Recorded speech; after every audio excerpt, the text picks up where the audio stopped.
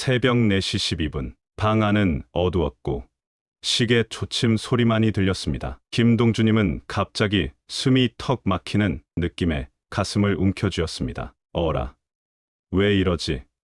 잠결에 뒤척이며 일어나려던 그 순간 가슴 한가운데가 마치 누군가 돌덩이를 얹어놓은 듯한 무게감으로 짓눌렀습니다. 식은땀이 흐르고 숨이 차오릅니다. 그런데 그 순간 김동주님은 문득 며칠 전 경로당에서 본 건강강의 한 장면을 떠올렸습니다. 심장마비가 오면 절대 움직이지 마세요. 그대로 숨을 고르고 아스피린을 천천히 씹으세요. 김동주님은 그 조언대로 했습니다. TV 리모컨을 던지듯 내팽개치고 손 닿는 곳에 있던 약통에서 아스피린을 꺼내 입에 넣었습니다. 그리고 소파 등받이에 비스듬히 기대어 119에 전화해 또박또박 주소를 불렀습니다. 이 행동이 김동주님의 생명을 지켜냈습니다. 이 영상을 끝까지 보시면 단 1분 안에 할 수 있는 행동으로 심장마비 생존율을 3배나 높이는 방법을 알게 되실 겁니다. 병원에서도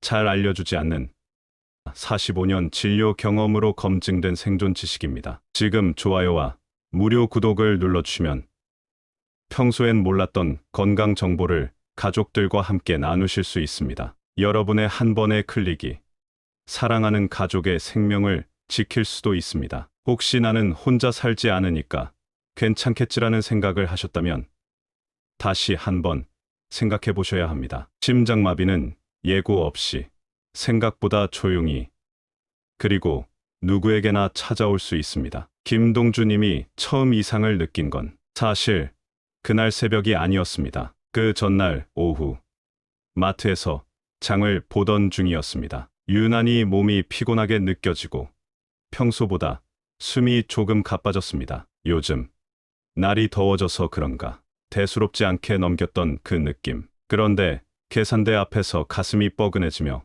마치 안에서 무언가 조여오는 듯한 느낌이 들었습니다. 그냥 소화가 안 됐나 보다라고 생각했습니다. 바로 이 장면이 심장이 보내는 첫 번째 신호였습니다. 심장은 고요하지만 분명한 신호로 경고를 보냅니다. 그런데 많은 분들이 이 경고를 소화불량이나 피로감으로 착각하고 지나칩니다. 실제로 심장마비를 겪은 분들의 70%는 며칠 전부터 몸에 이상을 느꼈지만 중요하게 여기지 않았다고 고백합니다. 가장 흔한 전조 증상은 가슴 중앙이 눌리는 듯한 압박감입니다. 꼭 누구 손이 가슴 위를 짓누르는 것 같다는 표현을 많이 하십니다. 무거운 돌덩이를 올려놓은 듯한 느낌이죠. 두 번째 신호는 통증의 번짐입니다. 심장은 가슴 한가운데 있지만 문제는 통증이 팔, 턱, 어깨 등으로 퍼질 수 있다는 겁니다. 특히 왼쪽 팔로 퍼지는 묘한 통증은 단순한 근육통이 아닐 수 있습니다. 73세의 김봉수님은 팔이 저려오는 느낌이 한 이틀 계속되었다고 했습니다. 처음엔 혈액순환 문제로 생각했지만 알고 보니 심장 관상동맥이 좁아져 혈류가 막히기 시작한 신호였습니다. 세 번째는 극심한 피로감입니다. 아무 이유 없이 너무 피곤하고 숨이 가빠지는 증상은 심장이 제대로 펌프질을 못하고 있다는 사실을 알려주는 경고일 수 있습니다. 부산 해운대에 사시는 최말자님은 이틀 연속으로 평소보다 너무 피곤해 소파에만 앉아 계셨다고 합니다. 그런데 이상하게 잠을 자도 회복이 되지 않았고 식은땀이 자주 났습니다. 결국 응급실에 실려가서 심장혈관 90%가 막혔다는 진단을 받으셨습니다. 또 한 가지 흔하지만 간과되는 증상은 소화불량과 비슷한 느낌입니다. 이와 식도에 가깝기 때문에 소화장애처럼 느껴질 수 있습니다. 76세의 장명자님은 심장마비, 전날 계속 위가 더부룩하고 메스꺼운 느낌이 들었다고 했습니다. 그런데 다음 날 갑자기 쓰러졌고 다행히 아들이 곁에 있어 119에 바로 신고할 수 있었습니다. 의사는 많은 분들이 이 소화불량을 위장 문제로 오해해서 놓치는 경우가 많다고 말했습니다. 심장마비는 영화처럼 갑자기 쿵 하고 쓰러지는 것만이 아닙니다. 신호는 며칠 전부터 시작될 수 있고 어떤 분은 몇 주 전부터도 느낍니다. 특히 이런 증상이 반복되거나 점점 강해진다면 반드시 검사를 받아보셔야 합니다. 심장에 문제가 생기면 피가 온몸으로 잘 돌지 않기 때문에 피부가 창백해지고 손발이 차가워지며 땀이 나기도 합니다. 그런데 이 모든 신호를 나이 들어서 그런가, 운동을 안 해서 그런가 하고 넘기기 쉽습니다. 마지막으로 무언가 이상하다는 감각도 무시하면 안 됩니다. 왠지 모르게 불안하고 가슴이 이상해라는 직감은 몸이 보내는 마지막 경고일 수 있습니다. 우리 몸은 위급한 상황이 닥치기 전 놀랍도록 정확하게 위험을 감지합니다. 의료진들은 이런 말을 자주 합니다. 환자 본인이 가장 먼저 압니다. 뭔가 이상하다는 거요. 김동주님도 말했습니다. 그날 새벽 느낌이 이상했어요. 평소랑 다른 두려움 같은 게 있었어요. 그게 마지막 경고였던 것 같아요. 심장은 멈추는 순간보다 멈추기 직전에 몇 분이 더 중요합니다. 그 몇 분 안에 어떤 행동을 하느냐에 따라 회복의 방향이 완전히 달라집니다. 바로 골든타임입니다. 이 시간 동안 뇌와 심장의 혈류를 어떻게 유지하느냐가 생존과 회복 가능성을 좌우합니다. 김동주님의 생존도 이 첫 3분의 선택 덕분이었습니다. 아스피린을 씹고 119에 전화를 걸고 소파에 기대어 호흡을 조절하는 그 일련의 행동들이 그의 심장을 지켜낸 것입니다. 첫 번째 행동은 즉시 멈추기입니다. 무슨 일이든 중단하고 가만히 안정된 자세를 취하는 것이 생명의 첫걸음입니다. 움직이려는 본능, 병원에 가야 한다는 생각, 가족에게 먼저 연락해야 한다는 마음이 모두 몸에 부담을 줍니다. 움직이는 순간 심장은 더 많은 피를 보내야 하고 이미 힘든 상태의 심장이 버티지 못하고 완전히 멈출 수 있습니다. 서울 노원구에 사시는 강원섭님은 가슴 통증이 왔을 때 병원에 빨리 가야겠다며 직접 운전대를 잡았습니다. 하지만 신호 대기 중 의식을 잃고 사고가 발생했고 심장 손상도 크게 남았습니다. 강원섭님은 그때 움직이지 않고 바로 119에 연락했더라면 덜 힘들었을 것이라고 말했습니다. 두 번째는 아스피린 복용입니다. 아스피린은 혈전을 막아주는 작용을 하며 심장 혈관이 막히는 속도를 늦춰줍니다. 특히 심장마비가 시작되었을 때 아스피린 한 알을 씹어서 복용하면 일반 복용보다 5배 빠르게 혈액 내에 흡수됩니다. 78세 이창우님은 텃밭에서 일하다 가슴 통증을 느꼈습니다. 마침 모자 속에 넣어둔 아스피린을 기억해 바로 꺼내 씹었습니다. 이후 병원에 도착해 검사를 해보니 심장 근육 손상이 30% 이내로 억제된 상태였습니다. 그 한 알이 정말로 생명을 지켰다고 의료진이 말했습니다. 단, 위장에 부담이 큰 분이나 알레르기가 있는 분은 반드시 의사와 상의해 두어야 합니다. 이런 분들은 다음 단계로 바로 넘어가야 합니다. 세 번째 행동은 119 신고입니다. 가족에게 전화보다 우선입니다. 왜냐하면 가족은 구조를 할 수 없지만 구급대원은 응급처치와 함께 병원으로 바로 이송할 수 있기 때문입니다. 119에 신고할 때는 당황하지 말고 심장마비 의심 증상입니다라고 또박또박 말하십시오. 주소는 최대한 상세히. 서울 도봉구에 사시는 배순덕님은 과거에 아파트 이름만 말해 구급차가 다른 단지로 가는 바람에 7분이나 지체됐습니다. 그 경험 이후로 배순덕님은 주소와 동 호수를 적은 메모를 항상 전화기 옆에 붙여두었습니다. 여러분도 평소 이 작은 준비를 해두시면 급할 때 큰 도움이 됩니다. 여기까지가 심장마비가 시작되었을 때 생명을 지키는 가장 중요한 초기 행동 3가지입니다. 중요한 건 순서입니다. 움직이지 말고 멈추기, 아스피린 씹기, 119 전화하기. 단순히 병원 가는 것보다 이 3단계를 얼마나 빠르고 정확히 하느냐가 생존을 결정짓습니다. 3단계를 끝냈다면 한 가지 더 할 것이 있습니다. 현관문 열어두기도 바로 이어야 합니다. 구급대원이 도착했을 때 문이 잠겨 있으면 시간을 더 지체해야 합니다. 경기도 수원의 김정우님은 심장마비가 왔을 때 2단계를 놓쳤고 구급대원이 문을 열기까지 10분이 걸렸습니다. 그 10분이 골든타임을 놓치게 만들었고 결과적으로 심장 시술 이후 회복이 오래 걸렸습니다. 김정우님은 이후 인터뷰에서 그 10분이 평생 후회된다고 말했습니다. 그래서 여러분께 꼭 말씀드립니다. 이 모든 행동은 평소 연습해 두는 것이 가장 좋습니다. 앉아 계실 때 가슴 통증이 오면 어떤 순서로 행동할지, 손이 닿는 곳에 아스피린은 있는지, 119에 어떻게 말할지를 미리 연습해 두세요. 위기 상황에서 사람은 생각보다 판단력이 흐려집니다. 하지만 연습을 해두면 몸이 움직일 수 있습니다. 심장마비로부터 살아남은 분들을 만나보면 공통적으로 했던 행동들이 있습니다. 바로 현관문 열어두기, 짧은 문자 보내기, 그리고 비스듬히 기대앉기입니다. 얼핏 보면 작고 단순해 보이는 이 세 가지 행동이 실제로는 생사를 가르는 핵심 열쇠가 됩니다. 김동주님도 이 세 가지를 정확히 실행했기에 위급한 순간을 넘길 수 있었습니다. 먼저 현관문 열어두기입니다. 심장마비 증상이 오면 많은 분들이 방 안이나 화장실, 거실 등 집 안 구석에 혼자 계시게 됩니다. 그런데 구급대원이 도착했을 때 문이 잠겨 있다면 구조에 큰 시간이 소요될 수밖에 없습니다. 특히 디지털 도어락이 설치된 경우는 더 복잡해집니다. 실제로 경기도 성남시에 사시는 81세 정기철님은 몇 년 전 심한 가슴 통증을 느끼고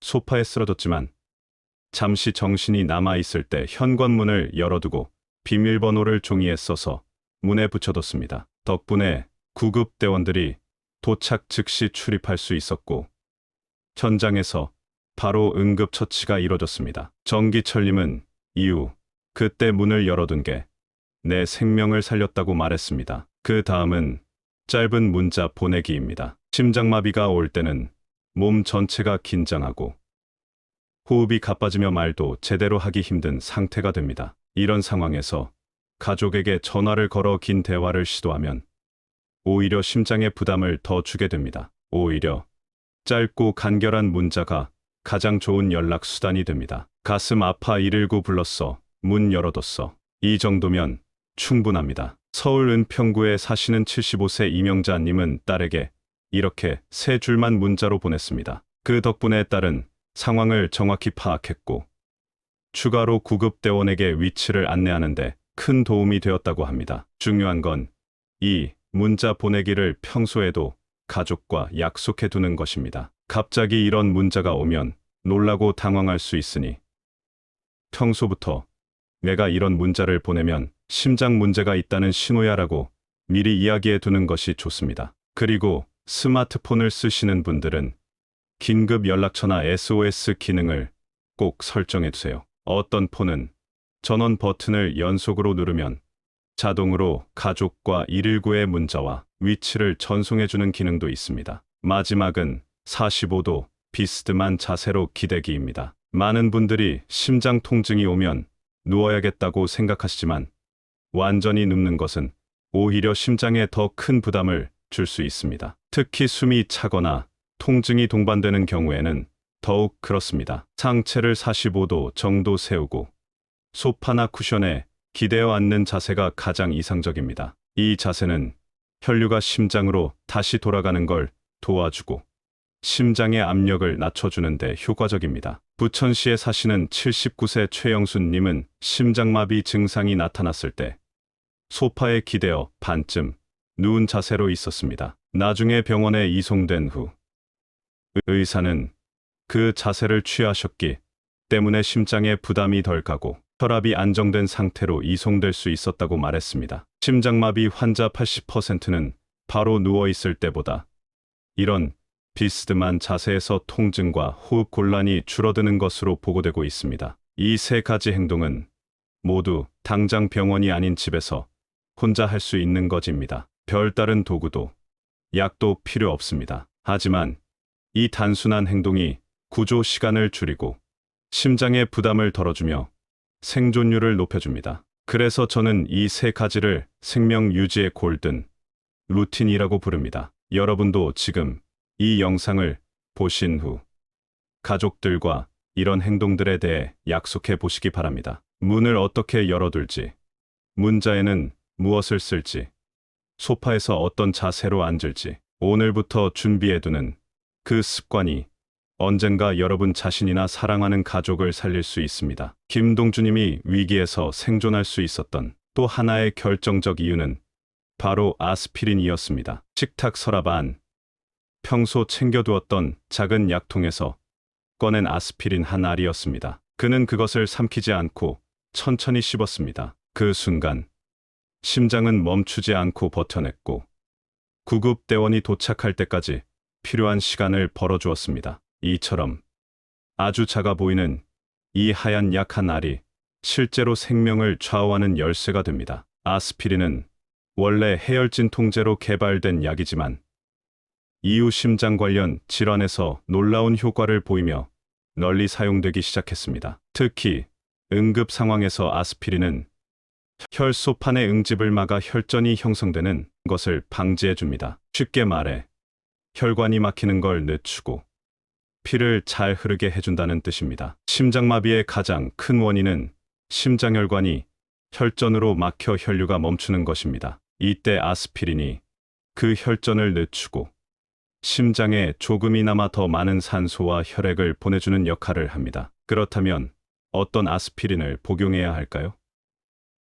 장용 코팅이 없는 일반 아스피린이 가장 좋습니다. 장용 코팅이 되어 있으면 약이 위를 지나 장에서 녹기 때문에 시간이 더 걸리기 때문입니다. 심장마비는 시간과의 싸움입니다. 1분이 지날 때마다 생존 확률은 10%씩 떨어지고 10분이 지나면 뇌 손상이 시작됩니다. 그렇기 때문에 복용 방식도 중요합니다. 씹어서 먹는 것이 핵심입니다. 씹으면 입과 위에서 곧바로 흡수되기 때문에 혈액 속에 더 빠르게 들어가 심장을 도울 수 있습니다. 경기도 고양시에 사시는 72세 박순자님의 사례는 아주 인상적입니다. 그녀는 아침 설거지를 하다가 가슴에서 목으로 퍼지는 묘한 압박을 느꼈습니다. 처음엔 단순한 소화불량이라 생각했지만 곧 왼팔이 저리고 식은땀이 났습니다. 즉시 주방 서랍에서 꺼낸 아스피린을 씹었고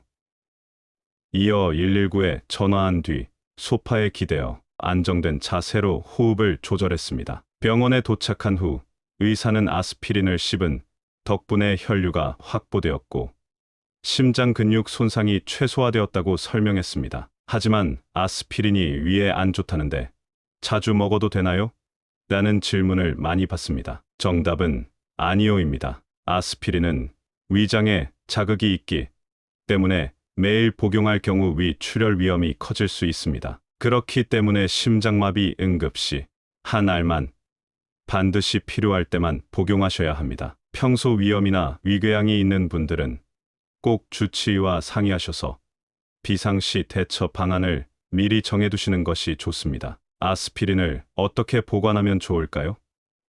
저는 3가지 방법을 추천합니다. 첫째, 침실, 주방, 화장실 등 집 안주요 공간마다 작은 약통에 담아두는 것입니다. 실제로 부산에 사시는 78세 이정욱님은 화장실, 소파 옆, 침대 머리맡, 외출용 가방 안 등 5군데의 아스피린을 따로 챙겨두었습니다. 그리고 모두 응급시 아스피린, 꼭 씹어서 복용이라고 적힌 라벨을 붙여두었습니다. 둘째, 가족이나 요양보호사와 함께 아스피린의 위치와 사용법을 미리 연습해두는 것입니다. 셋째, 냉장고 문에 응급 카드와 함께 붙여두는 것입니다. 의외로 냉장고는 집 안에서 누구나 쉽게 찾을 수 있고 요양보호사나 이웃이 발견하기도 쉽기 때문입니다. 그리고 가장 중요한 건 바로 복용할 수 있는 거리에 두는 것입니다. 보통 응급 상황이 오면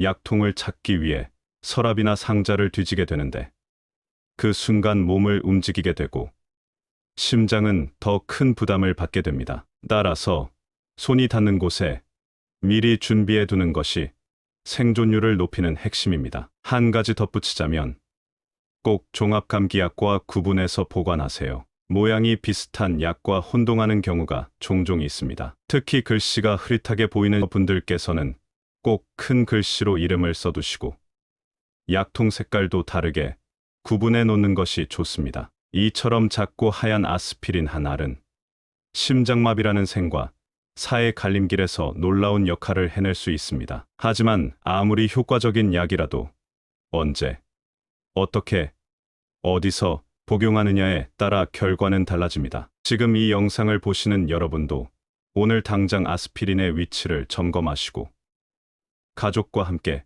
복용법과 위치를 다시 확인해 보시기 바랍니다. 요즘은 60세 이후에도 홀로 사시는 어르신들이 점점 늘고 있습니다. 자녀는 멀리 떨어져 있고 이웃과도 왕래가 많지 않은 경우가 많죠. 이런 생활 속에서 가장 큰 걱정 중 하나가 바로 위급한 상황이 생기면 누가 날 도와줄 수 있을까라는 두려움입니다. 심장마비처럼 단 몇 분 사이에 생명이 위험해질 수 있는 응급 상황에서는 미리 준비된 작은 습관 하나가 생명을 지키는 결정적인 역할을 합니다. 다음은 혼자 사시는 분들을 위한 생존 세팅 4가지를 알려드리겠습니다. 첫 번째는 현관문 정보 노출 준비하기입니다. 대부분의 집 현관문에는 디지털 도어락이 설치되어 있습니다. 평소에는 안전하지만 응급 상황에서는 이 도어락이 구급대원이 들어오는 것을 방해하는 장애물이 됩니다. 실제로 서울 중랑구에 사시는 77세 최영자님은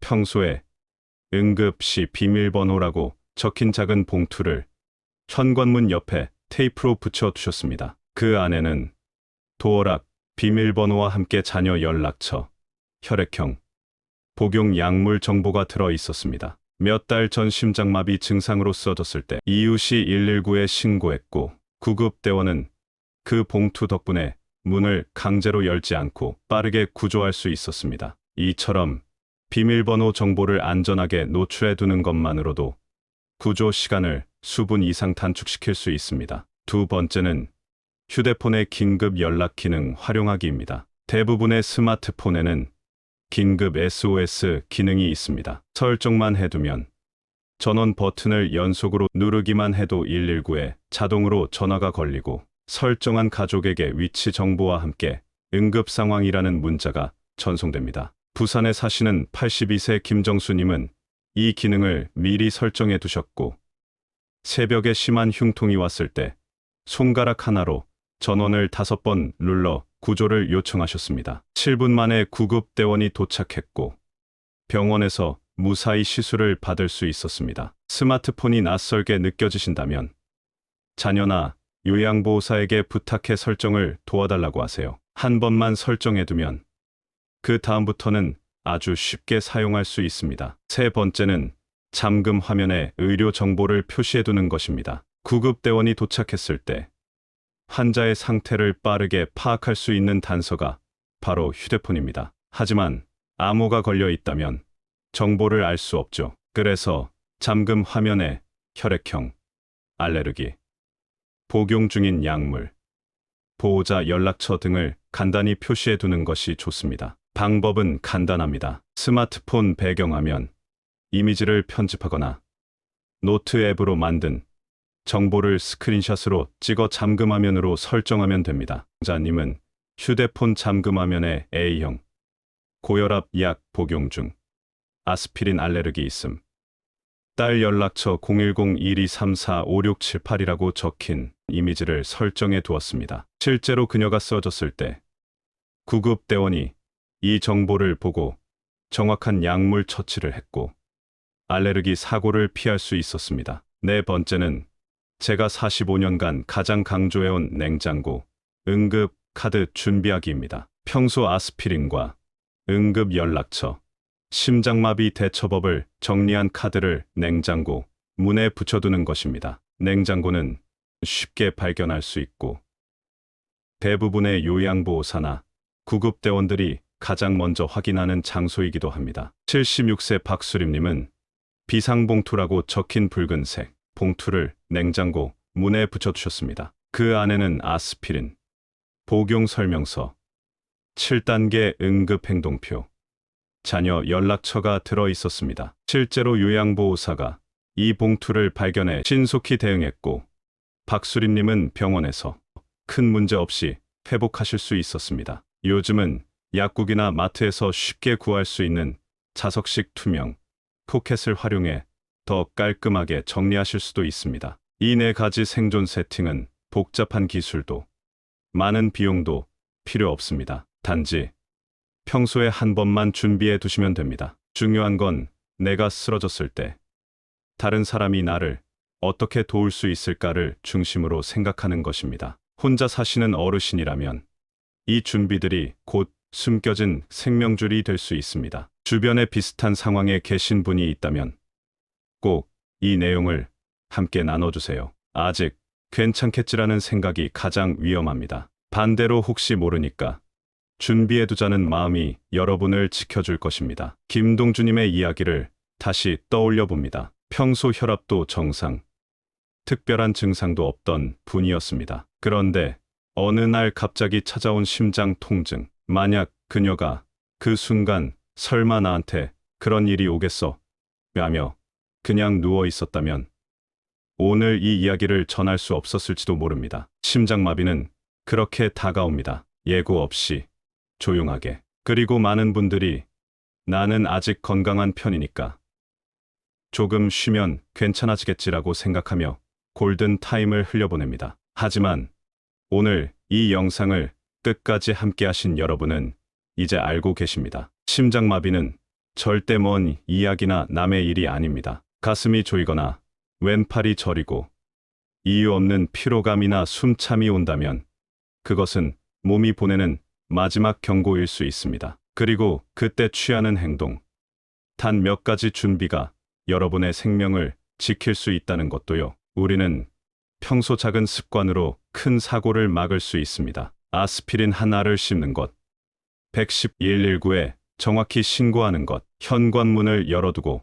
비밀번호를 남기는 것, 그리고 짧은 문자 한 통. 이 간단한 행동들이 실제로 수많은 분들의 생명을 지켜왔습니다. 그리고 혼자 사시는 분들을 위한 냉장고, 응급 카드, 휴대폰 SOS 기능 설정, 잠금 화면, 의료 정보 등록 같은 준비는 누군가 대신 해줄 수 없는 내 삶의 보험입니다. 제가 의사로서 45년간 수많은 생명을 지켜보며 배운 건 단 한 가지입니다. 심장마비는 준비된 사람만이 살아남는다는 사실입니다. 치료보다 중요한 건 초기 대응이고 그 대응은 누가 대신해 줄 수 없는 내 손에서 시작됩니다. 그래서 저는 부탁드립니다. 오늘 들으신 내용을 메모해 두시고 냉장고에 붙여두세요. 가족들과 함께 이 7단계 행동법을 한 번쯤 연습해 보세요. 그리고 자녀에게 혹시라도 내가 이런 문자를 보내면 바로 119에 연락해 줘라고 말해두세요. 이 영상이 여러분 삶의 전환점이 되기를 바랍니다. 단지 건강 정보를 넘어서 행동으로 이어지는 계기가 되었으면 합니다. 나는 괜찮겠지라는 생각 대신 그래도 혹시 모르니까 준비해 두자는 마음이 결국 여러분과 가족의 생명을 지켜줄 것입니다. 영상이 도움이 되셨다면 구독, 좋아요 눌러주시고 알림 설정해 두시면 다음 영상 가장 빠르게 무료로 받아보실 수 있습니다. 끝까지 시청해 주셔서 감사합니다.